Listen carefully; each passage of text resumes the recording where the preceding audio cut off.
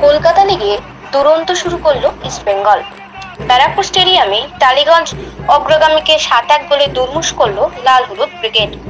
এদিন ম্যাচে মশালধারীদের আধিপত্য ছিল চোখে দেখার মতো। প্রথমার্ধের শেষে শ্যামল এবং আমানের গোলে এগিয়ে ছিল লাল হলুদ। বিরতির পর টালিগঞ্জ 1 গোল শোধ করতেই যেন মশালে আগুনের সঞ্চার হয়। ইস্টবেঙ্গলের হয়ে পরপর গোল করেন জেসিনটিকে 2টি, সুব্রত, সায়ন ও অনন্ত 1টি করে। এদিন গোল লক্ষ্য করে মোট 23টি শট নেয় লাল হলুদ। 15টি শট ছিল গোলে। শেষের দিকে টালিগঞ্জ গোলরক্ষক দুর্ভেদ্য না হয়ে উঠলে গোলের ব্যবধান আরও বাড়াতে পারত লাল হলুদ। ইস্টবেঙ্গলের পরবর্তী ম্যাচ আগামী 7ই জুলাই ইস্টবেঙ্গল মাঠে।